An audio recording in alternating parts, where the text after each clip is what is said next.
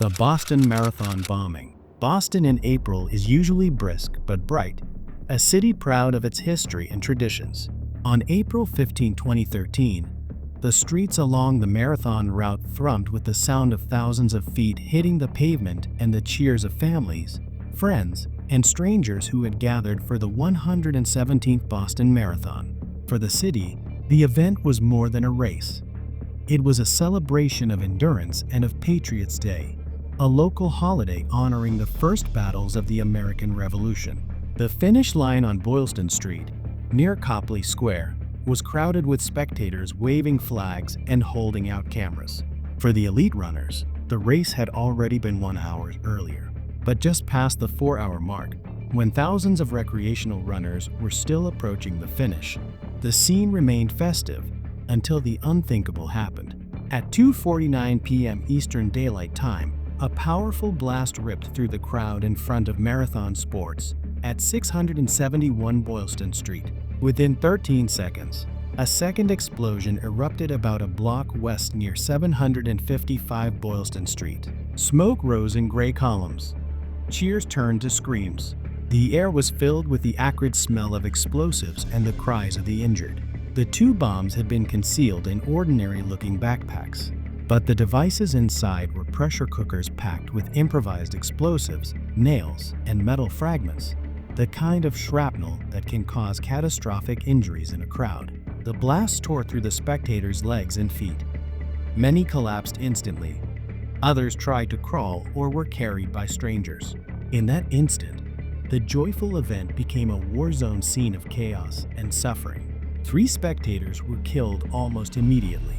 Martin Richard, only 8 years old, a boy who had been watching runners near the finish line with his family. Crystal Campbell, 29, a restaurant manager from Massachusetts.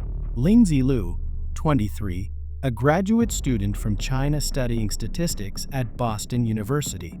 More than 260 people were injured. Some sources later put the total at 281. Dozens suffered traumatic amputations, and at least 17 people lost limbs. Surgeons at Boston hospitals would later describe the injuries as resembling battlefield wounds. Runners who had just crossed the line turned back to help the fallen. Volunteers, police officers, and bystanders transformed into first responders. Some used shirts and belts as tourniquets. Others carried the wounded to wheelchairs or to waiting ambulances. The images of blood-stained sidewalks and torn banners were broadcast live around the world, searing themselves into the public memory. Within hours, the FBI took over the investigation, naming it Operation Finish Line. Authorities quickly determined that the attack was an act of terrorism. President Barack Obama addressed the nation, promising that those responsible would be found and brought to justice. Meanwhile, the city was in a state of emotional lockdown. Vigils sprang up near Copley Square. Hospitals were crowded with victims and their families. The slogan "Boston Strong" began appearing on handmade signs, t-shirts, and social media, a symbol of collective grief and resilience. From the beginning, investigators believed that the bombers had blended into the spectators, leaving their devices in the backpacks and walking away. The bombs had not been remotely detonated by a cell phone. Rather, they had been triggered by timers, which meant the attackers had prepared to escape before the blasts. The investigation became one of the most intensive in U.S. history. The FBI, the Boston Police Department, the Massachusetts State Police, and other federal agencies collected thousands of pieces of evidence from the blast sites, everything from fragments of the pressure cookers to scraps of backpacks. They also gathered an unprecedented volume of visual evidence: surveillance video from nearby shops, traffic cameras, news crews, and cell phones of spectators. A task force pored over thousands of hours of video footage. As the analysts replayed images again and again, a pair of men began to stand out, one wearing a white baseball cap backward, the other a black cap forward. Both were carrying large backpacks. In several frames, they were seen moving deliberately through the crowd and leaving their packs on the sidewalk. Moments later, the first explosion occurred near the spot where one of them had stood. By April 18th, just 3 days after the attack, The FBI released still images of the two men to the public, asking for help in identifying them. The release electrified the city.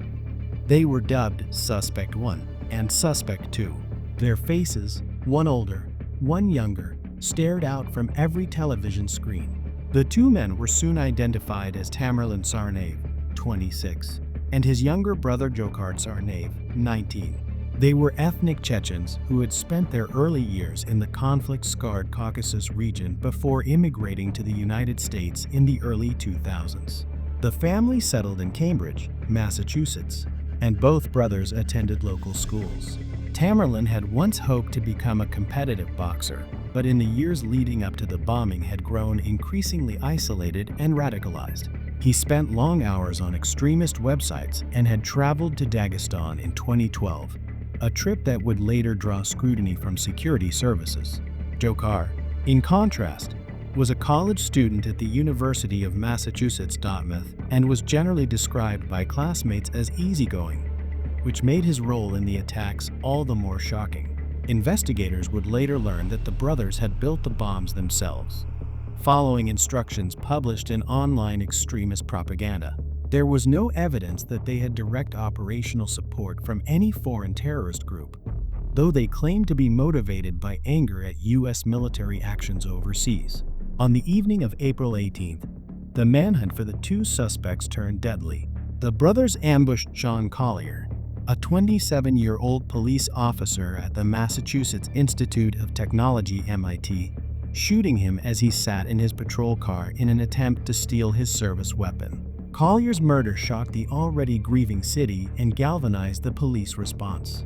Shortly after, the brothers hijacked a Mercedes SUV and forced the driver to withdraw cash at an ATM. The driver managed to escape unharmed and quickly alerted police, providing critical information about the suspect's whereabouts. The chase led to the suburban town of Watertown, where local police encountered the brothers just after midnight. The confrontation erupted into a fierce firefight. Witnesses recalled hearing dozens of gunshots and even makeshift explosives hurled at officers. During the exchange, Tamerlan Tsarnaev was shot, tackled by police, and then fatally injured when Dzhokhar, trying to flee in the stolen SUV, ran over him. The death of Tamerlan Tsarnaev during the violent overnight clash in Watertown marked a turning point, but the danger was far from over. Dzhokhar Tsarnaev, the 19-year-old younger brother, had escaped on foot in the darkness. He was injured and desperate, but still at large in a densely populated metropolitan area. The authorities feared he might try to set off another explosive device or take hostages. In the early hours of April 19, 2013, the governor of Massachusetts, Deval Patrick, along with Boston's Mayor Thomas Menino and law enforcement leaders, made the extraordinary decision to place Boston and several surrounding communities, including Cambridge, Watertown, Newton, Waltham, and Belmont, under a shelter-in-place order. Public transportation was suspended. Businesses were asked to stay closed. Residents were instructed to remain indoors, keep their doors locked, and open them only for uniformed law enforcement officers. The usually busy streets of Boston fell eerily quiet, a modern American city effectively shut down as more than 9,000 police officers, state troopers, and federal agents went door to door, searching houses, sheds, and backyards. It was one of the largest manhunts in modern U.S. history. News helicopters circled overhead, transmitting live images of armored vehicles and SWAT teams moving through suburban streets. The sense of tension was palpable. Boston, still reeling from the marathon attack, was now gripped by the fear that the fugitive suspect could strike again. As daylight faded on April 19th and the massive search still had not yielded a capture, officials lifted the shelter-in-place order in the early evening. Many residents began cautiously stepping outside. In Watertown, a homeowner named David Henbury went out to check his boat, a 22-foot pleasure craft called Slipaway 2, which had been sitting on a trailer covered with a tarp in his backyard. Henbury noticed that one of the boat straps was loose and saw what looked like blood on the white fiberglass. He pulled back a corner of the tarp and glimpsed a figure curled inside. Henbury retreated and immediately called the police. Within minutes, dozens of law enforcement officers converged on the street. The neighborhood was cordoned off. As darkness fell, powerful floodlights illuminated the boat. Officers used thermal imaging cameras mounted on a helicopter to confirm that a person was hiding under the tarp. A tense standoff followed. Police tried to coax the suspect out, then used flash-bang grenades to disorient him. Finally, after more than an hour, Dzhokhar Tsarnaev emerged, wounded and bleeding, and surrendered. The capture brought an overwhelming sense of relief. Residents gathered on sidewalks and cheered as police vehicles drove past. The nightmare of the previous 5 days, from the explosions at the marathon to the lockdown, was finally over. In the days after Dzhokhar's arrest, investigators pieced together the brothers' path to violence. Dzhokhar was hospitalized under heavy guard and interrogated by a specialized team.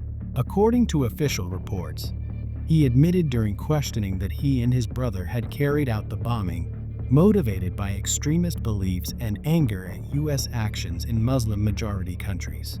They had intended the attack to retaliate for those actions and to pressure the U.S. to withdraw its forces. Searches of their Cambridge apartment and other locations revealed a trove of evidence: additional bomb-making materials, sketches of explosive devices, and a handwritten note by Dzhokhar in which he framed the bombing as an act of vengeance. These findings, along with surveillance footage and eyewitness testimony, left little doubt about their responsibility. Investigators also examined Tamerlan's travels and contacts. Russian security services had previously warned U.S. authorities in 2011 about Tamerlan's possible ties to extremist elements in the Caucasus.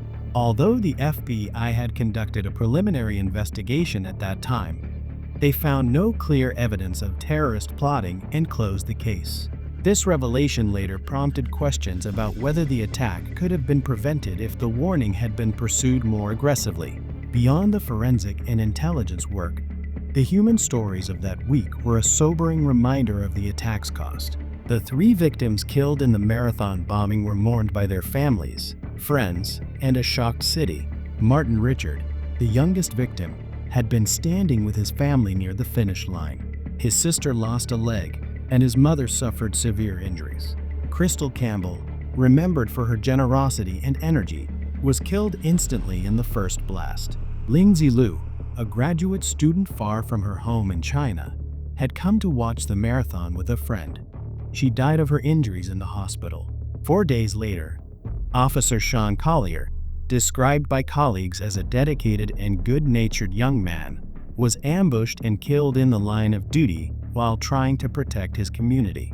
More than 260 injured survivors faced months or years of medical treatment, rehabilitation, and psychological recovery. At least 17 of them underwent amputations. The image of spectators and fellow runners rushing in to save the wounded, improvising tourniquets, carrying people to safety, became part of the enduring story of the day.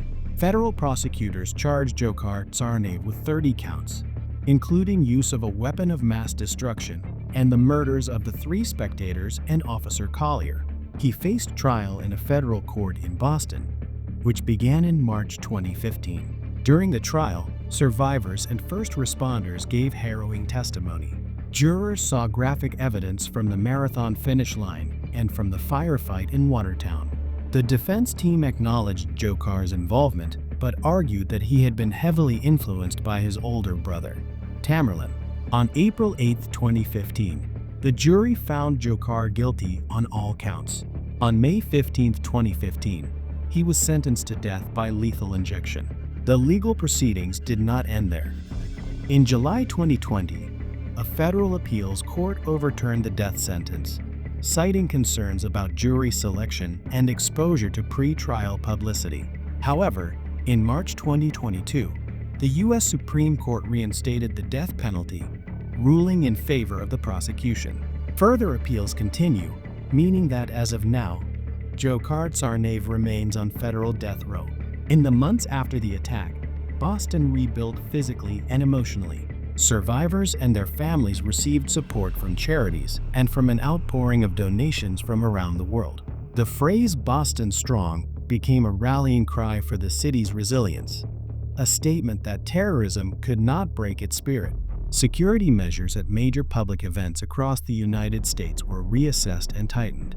Runners returned to Boylston Street for subsequent Boston marathons, and each year on April 15th, the city holds memorial ceremonies and a moment of silence to honor the victims.